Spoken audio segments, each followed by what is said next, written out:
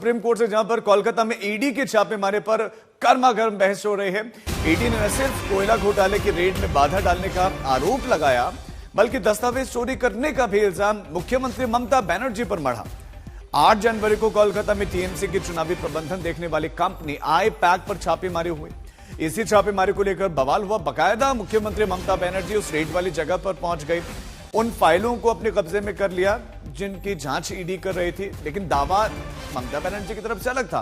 उनका आरोप था कि ईडी तो उनकी चुनावी प्लानिंग की, उनकी जो चुनावी रणनीति है उसकी चोरी कर रही है और इसका इंपैक्ट चुनावों में हमारी पार्टी को होगा। ईडी का काम उनके डॉक्यूमेंट्स की जांच करना नहीं है, तो ईडी इसी इरादे से वहां पर जांच करने के लिए पहुंची थी ताकि वो टीएमसी की चुनावी रणनीति को जान जाए और उसको अपने पास में ले ले डेटा को। तो ममता बनर्जी की तरफ से ये दलीलें हैं और आरोप भी हैं और सुप्रीम कोर्ट में अब ममता बनर्जी की तरफ से जो दलील दी गई है वो अब हम आपको बता रहे हैं। तो ये दलील दी जा रही है कि ये आई पैक जो कंपनी है उसके पास टीएमसी के चुनाव प्रचार का जिम्मा है। पूरे की एक तरीके से दिमाग है वो टीएमसी का, और चुनावों से पहले ही ये छापेमारी की आवश्यकता क्या थी? ये मामला बहुत पुराना है, तब से लेकर छापेमारी नहीं हुई, लेकिन चुनावों से एन पहले ईडी इस तरह की कार्रवाई कर रही है और ईडी अधिकारियों को धमकाने के जो आरोप हैं जो टीएमसी पर या ममता बनर्जी पर लगाए वो गलत हैं। जबकि सुप्रीम कोर्ट में टिप्पणी हुई कि बंगाल में आई पैक चुनाव करवाता है या फिर इस इलेक्शन कमीशन करवाता है। हमारे दो संवाददाता इस खबर पर ज्यादा जानकारी के साथ जुड़ गए, संजय शर्मा और अनुपम मिश्रा हमारे साथ जुड़े। संजय, सबसे पहले आपके पास आते हुए क्या कुछ खबर आ रही है, क्या कुछ टीका टिप्पणियां हुई हैं, क्या क्या दलीलें दोनों तरफ से दी गई हैं अब तक? सुप्रीम कोर्ट में तो अभी एक मौका ऐसा आया जिसमें सुप्रीम कोर्ट को कड़ा रुख अख्तियार करना पड़ा और कपिल सिब्बल से कहना पड़ा कि आप जिस तरह से चीज़ों को हल्के में ले रहे हैं वो हल्के में नहीं है। हमारे लिए बड़ी चिंता की बात है जिस तरह से हाई कोर्ट में जो सारी चीज़ें हुई, जैसा वाकया आया जिसमें हाई कोर्ट सुनवाई नहीं कर सका, ये बहुत चिंताजनक है। अभी फिलहाल जो बातचीत चल रही है वो इस पर चल रही है कि ईडी ने ममता बनर्जी की तरफ से कहा जा रहा है कि ईडी अपने चहेते पत्रकारों को और कुछ जानकारियां लीक करा रही है। ऐसे में क्यों ना सुप्रीम कोर्ट के चीफ जस्टिस को एक गाइडलाइन इशू किया जाए कि जो मामला कोर्ट में चल रहा है उसके बारे में कोई वकील किसी को भी जानकारी नहीं देगा। और साथ ही अभी ये पता चला है कि कपिल सिब्बल ने कहा है कि आखिर हाई कोर्ट इस मामले की सुनवाई क्यों नहीं कर सकता। हाई कोर्ट को इस मामले की सुनवाई करनी चाहिए, तो सुप्रीम कोर्ट को पहले यह भी स्पष्ट कर देना चाहिए कि हाई कोर्ट इस मामले की सुनवाई क्यों नहीं कर सकता, हाई कोर्ट में ही इस मामले की सुनवाई हो। और इस पूरे मामले में गर्मागर्म बहस चल रही है जिसमें यह कहा गया कि आई सरकारी काम में बाधा डाली गई है, बहुत गंभीर आरोप ईडी की तरफ से, इस पर क्या टिप्पणी आई?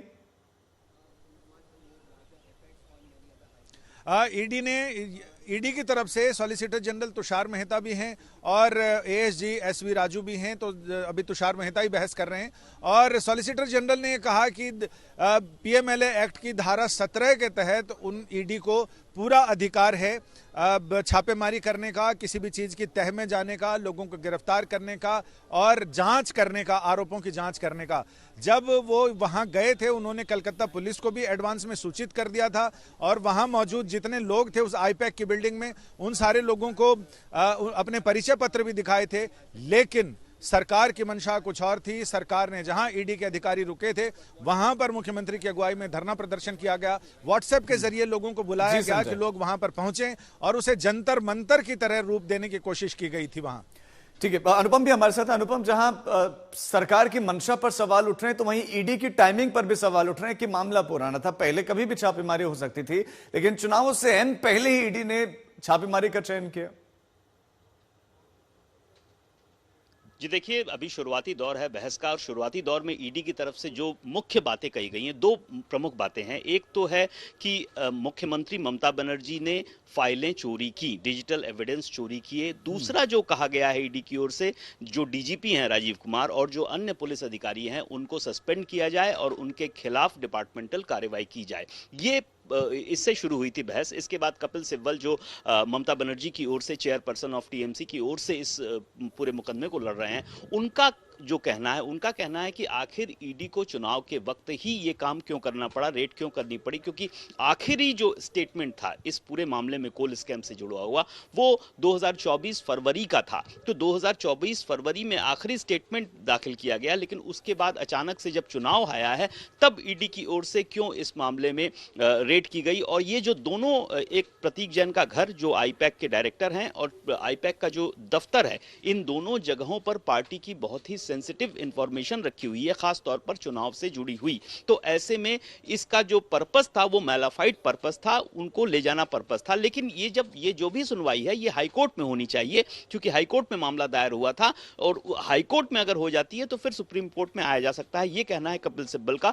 वहीं तुषार मेहता की ओर से कहा जा रहा है कि चुनाव अभी नहीं है, टेक्निकली फरवरी में अनाउंस होना है लेकिन अभी अनाउंस नहीं हुआ है, इसलिए चुनाव नहीं है। तो जोरदार बहस अनुपम एक सवाल है कि जब एक बड़ा सवाल है कि ईडी छापेमारी कर रही है, मतलब पूरा एरिया उनके कंट्रोल में, तो ऐसे में क्या मुख्यमंत्री वाकई जा सकती हैं और जो फाइल्स हैं, हो सकता है उन फाइलों में कुछ ऐसा हो जो ईडी को चाहिए हो, उन फाइलों को अपने साथ लेकर आ सकते हैं, तो ये डायरेक्ट क्या सरकारी काम में बाधा नहीं दिखता?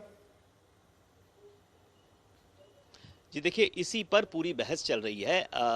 जो कपिल सिब्बल जो ममता बनर्जी की ओर से मुकदमा लड़ रहे हैं, उनके मुताबिक सुबह 6:20 पर जो रेड शुरू हुई थी और जो पंचनामा ईडी ने दायर किया है, उस पंचनामे में कहा गया है कि 12 बजे तक कोई भी डॉक्यूमेंट्स सीज नहीं हुए। अब 12:05 पर मुख्यमंत्री आती हैं, 15 मिनट रहती हैं, उसके बाद बाहर आती हैं, एक हरी रंग की फाइल मिलती है, उसके बाद वो आईपैक के दफ्तर जाती हैं। ये वीडियोज सामने आए हैं जब मुख्यमंत्री आईपैक के दफ्तर पहुंचती हैं, वहां से सीएमओ के अधिकारी कुछ फाइल्स निकाल कर लाते हैं।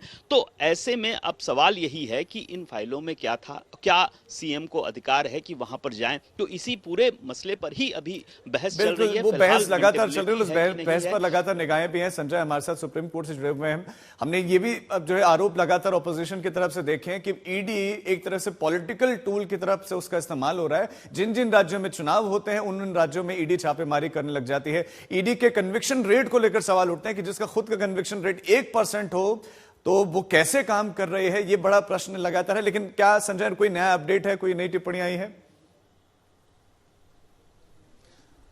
जी हाँ, बिल्कुल। अभी अभिषेक मनु सिंघवी जो पश्चिम बंगाल सरकार की ओर से अपीयर हो रहे हैं, उनका ये कहना है कि ईडी के पंचनामे और जो पिटीशन फाइल किया गया है इसमें काफी कंट्राडिक्शन है। ईडी 2 घोड़ों पर सवारी कर रही है। पहले वो हाई कोर्ट जाती है, हाई कोर्ट में आर्ग्यूमेंट करती है और उसी समय लगे हाथ वो सुप्रीम कोर्ट भी चली आती है।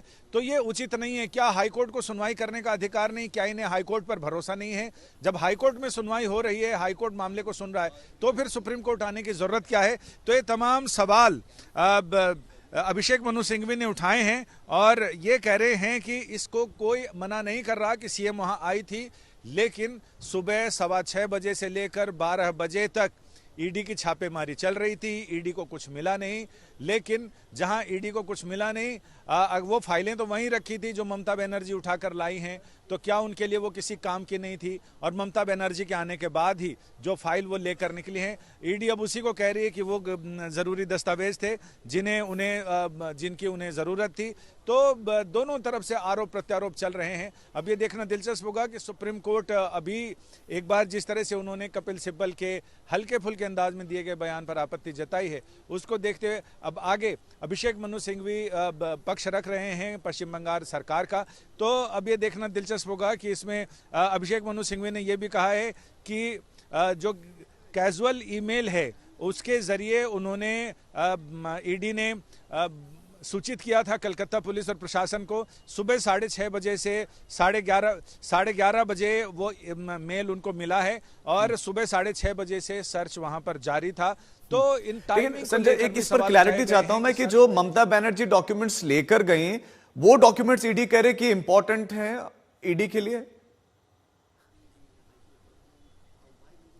हाँ, उनका ये कहना है कि वो तमाम चीजें वहां पर जब छापेमारी चल रही है वहां से एक कागज का टुकड़ा भी बाहर नहीं जाना चाहिए, लेकिन जिस तरह से वो फाइलें गई हैं उसे देखते हुए ये लग रहा है कि उसमें कुछ ऐसी ज़रूरी चीज़ें थी जिसे आखिर ऐसी क्या चीज़ें हैं जो पश्चिम बंगाल सरकार उन्हें बचाना चाहती है। वहीं कपिल सिब्बल का ये कहना था कि वहाँ पर बहुत सारे पार्टी के अंदरूनी मामलों से संबंधित चीज़ें थी, चूँकि उनके साथ करार था आईपैक के साथ जिसमें वो चुनावी प्रबंधन देखते थे, तो उसमें ऐसी बहुत सारी चीज़ें थी, पार्टी की अंदरूनी जानकारियाँ जो जिनका ईडी के उस कोयले वाले मामले से कोई लेना देना नहीं था, लेकिन उसको हासिल करके ईडी ब्लैकमेल कर सकती थी और ईडी उसका दुरुपयोग कर सकती थी, लिहाजा वो फाइलें वहां से हटा ली गई हैं। ठीक है संजय और अनुपम, आप दोनों का बहुत शुक्रिया इस तमाम जानकारी के लिए। पश्चिम बंगाल से उठाए मामला सुप्रीम कोर्ट में, और सुप्रीम कोर्ट में भी जबरदस्त बहस इस समय चल रही है। दोनों तरफ से तीखी बहस हो रही है और ये मामला अभी आगे बढ़ता हुआ दिखाई दे रहा है।